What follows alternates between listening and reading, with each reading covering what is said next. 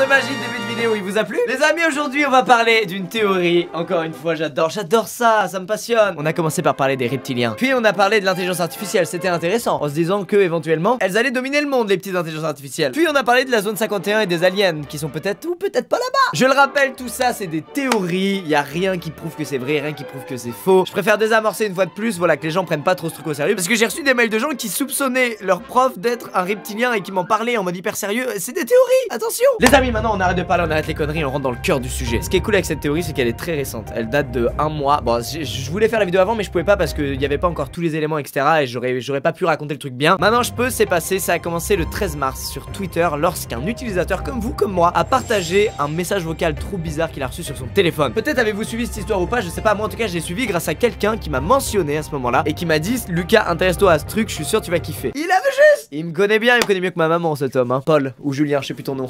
Peut-être Thierry. Bref, le 13 mars, un utilisateur du nom de Tai demande de l'aide au Twittos pour déchiffrer un message vocal trop bizarre qu'il vient de recevoir. Alors, ce message vocal, qu'est-ce qu'il raconte? Eh ben, écoutons-le ensemble. Sierra, Delta, Alpha, November, Golf, Echo, Romeo, Sierra, Oscar, Sierra. N'est-ce pas creepy sans déconner? Imaginez-vous recevoir ce message sur votre boîte mail. Moi j'aurais fait comme ça et j'aurais partagé sur Twitter, j'aurais dit: qu'est-ce qui se passe? Qu'est-ce qui m'arrive? Alors les tweetos sont immédiatement intéressés à son tweet. Il y a eu plus de 150 000 RT sur son tweet parce que tout le monde s'est dit: what the fuck, qu'est-ce que c'est que ce bordel? Le message utilise l'alphabet phonétique de l'OTAN, c'est ce qui est entre autres utilisé pour les communications radio parfois. C'est un truc qui est utilisé normalement surtout par l'armée ou les secours ou la police. Pour le déchiffrer, c'est assez simple, en gros faut juste garder la première lettre de chaque mot et ça te donne d'autres mots. Voilà, par exemple, je sais pas moi, pour dire Squeezie, ben tu dis Sierra, Québec, uniforme, Echo, Echo, Zulu, India, Echo. Voilà, ça fait Squeezie. Ok, je vais pas vous faire travailler aujourd'hui, vous pouvez ranger les stylos et les cahiers. Tai a déchiffré le message vocal pour nous et ça donne: danger SOS, it is dire for you to evacuate because you they are not human. SOS, danger SOS. Ce qui en français nous donne: danger SOS, il est terrible pour vous d'évacuer, soyez prudents, ils ne sont pas humains. SOS, danger SOS.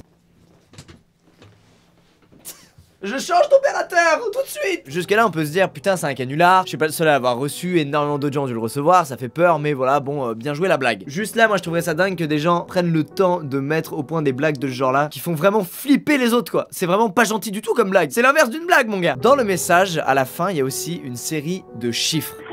0429339642330. Et généralement une série de chiffres c'est forcément un truc à déchiffrer, ça se balance pas comme ça signifie forcément quelque chose. Alors les tweetos, ces bons tweetos qui ont flair, qui ont l'enquête dans le sang là, qui ont trop regardé d'Eric, eh ben ils enquêtent mon gars. Et ils enquêtent très bien putain. Une tweetos du nom de Erin Mahoney 6, j'espère que j'écorche pas son nom. De toute façon elle est pas française, je m'en bats les couilles, elle tombera jamais sur cette vidéo. Bref, elle a eu l'idée de taper les chiffres dans Google Maps comme si c'était des coordonnées. Et il se trouve que ça donne un endroit très proche de celui où on a perdu le contact avec le vol numéro 370 de Malaysia Airlines. Le fameux avion qui a disparu. Je sais pas si vous avez entendu parler de cette histoire, c'est un truc de malade, c'est un mystère total. Ça s'est passé en 2014 et à l'heure actuelle on a retrouvé quelques débris en 2015, mais on n'a pas retrouvé le gros de l'appareil, on sait pas ce qui s'est passé, l'histoire est très étrange. Et ça, normalement, ça n'arrive jamais. Il peut y avoir des crashs d'avion, mais on sait à peu près ce qui s'est passé, notamment grâce aux fameuses boîtes noires. Et surtout, ça disparaît pas des écrans radars comme ça. Là, l'avion a disparu sans aucune raison. C'est un mystère total. Je vous avoue, j'ai pas trop enquêté sur ce sujet-là parce que j'ai déjà peur de l'avion. Si je me mets à psychoter là-dessus, je vais péter un câble, je vais plus jamais partir en voyage, c'est fini. Donc, je me conserve à propos de ce sujet, mais voilà, c'est un mystère de fou. Vous pouvez enquêter de votre côté là-dessus si vous voulez. Et on en est donc au point où le fameux message reçu dans la boîte vocale du mec est relié au vol 370 disparu de Malaysia Airlines en 2014. Soi-disant. Attention, les coordonnées sont très proches et coïncident fortement, mais on sait pas. Il y a alors un mec du nom de Uzumaki qui se joue en débat et qui dit: mais mec, et si le message vocal que t'avais reçu, c'était tout simplement les derniers moments de la boîte noire du vol Malaysia Airlines 370 qui avait disparu? Damn it! Alors pour ceux qui savent pas ce que c'est une boîte noire, c'est un truc qui est dans l'avion qui enregistre tout ce qui se passe et comme ça en cas d'accident ou de crash, et ben on la récupère et on analyse les données pour comprendre ce qui s'est passé et pour pas que ça se reproduise. Voilà, ça a contribué au fait que l'avion soit le moyen de transport le plus sûr du monde. Il y a eu pas mal de théories sur la disparition de cet avion, dont énormément qui parlent d'aliens qui auraient kidnappé l'avion ou à l'intérieur de l'avion l'un des passagers était pas humain et voulait du mal aux gens, enfin bref. Alors qu'est-ce qui s'est passé avec ce putain d'avion? Et est-ce que ce que Tai a reçu sur sa messagerie c'est bel et bien la boîte noire qui lui a parlé? Est-ce que quelqu'un a pris contrôle de l'avion? Est-ce que quelque chose a pris contrôle de l'avion? Ah, Internet devient fou! Mais alors pourquoi les infos de cette boîte noire auraient atterri dans la messagerie de notre ami Tai? Ça n'a rien à foutre là, qu'est-ce qui s'est passé? Uzumaki continue dans sa théorie des boîtes noires et il dit qu'il y a eu des grosses tempêtes solaires, que quand il y a une tempête solaire ça augmente le magnétisme dans l'air et qu'en augmentant le magnétisme dans l'air, le signal aurait été amplifié pour atteindre le téléphone de Tai. C'est un peu gros comme théorie, là on commence à se dire ok on est définitivement dans de la fiction, mais c'est pas tout! Le lendemain, Ty reçoit des tas de messages d'inconnus parce que son tweet attire la curiosité mais de milliers de personnes. Il lâche des screens de certains de ses messages, dont l'un qui est écrit en indonésien et l'autre qui est écrit en code morse. Il va alors traduire celui qui est écrit en indonésien et ça nous donne en français: évacuez, s'il vous plaît, envoyez de l'aide, il y a des prisonniers, c'est l'effondrement des nations. Mais je vous ai aussi dit qu'il avait reçu un message en code morse. Très connu, hein, le code morse, c'est un peu chiant à décoder, mais bon voilà, quand t'as un peu de temps tu peux. Et le message décodé nous donne They are taking over, ce qui en français nous donne ils prennent le contrôle, toujours avec une date, la date du 18 avril 2018. C'est toujours pas passé au moment où la vidéo sort.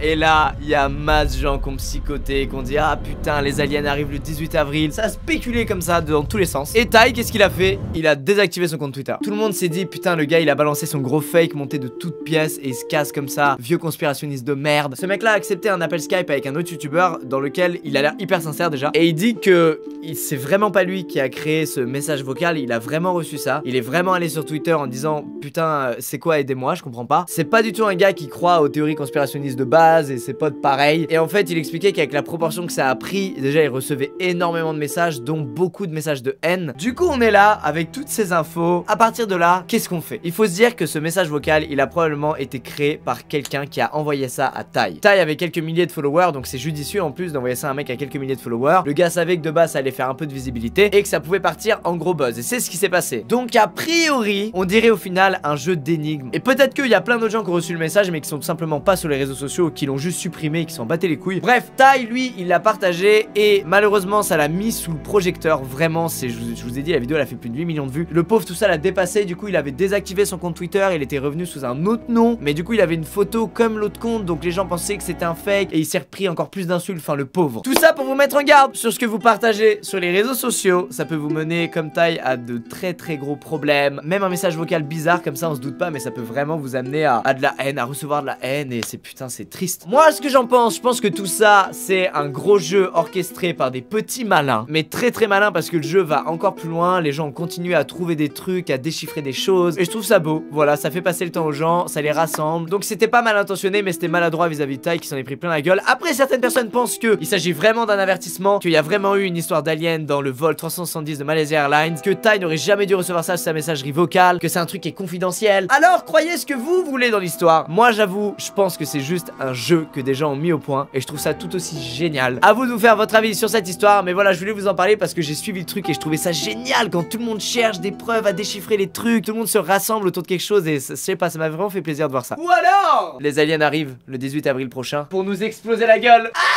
Merci d'avoir regardé la vidéo, je vous fais des gros bisous, c'était génial, n'hésitez pas à l'aimer si elle vous a plu, si vous voulez d'autres théories comme ça. J'adore en ce moment vous parler de ça, j'espère vraiment que ça continue à vous plaire, on apprend des trucs. Alors là, il y avait pas trop de science contrairement à l'intelligence artificielle ou la zone 51, c'est vraiment que des théories, c'est juste l'histoire d'un mec qui a reçu un message, et je trouve ça fou en fait, qu'en 2018 il y ait des gens, ils ont une vie normale et d'un coup ils reçoivent un truc, ils sont sous le projecteur, ça fait des millions de vues, tout le monde en parle, les médias relayent le truc, c'est fou, on est dans une époque de malade mon gars. Je vous dis à très vite dans une prochaine vidéo, peut-être gaming, peut-être on parlera comme là, je sais pas. Portez-vous bien, big bisous, à très vite.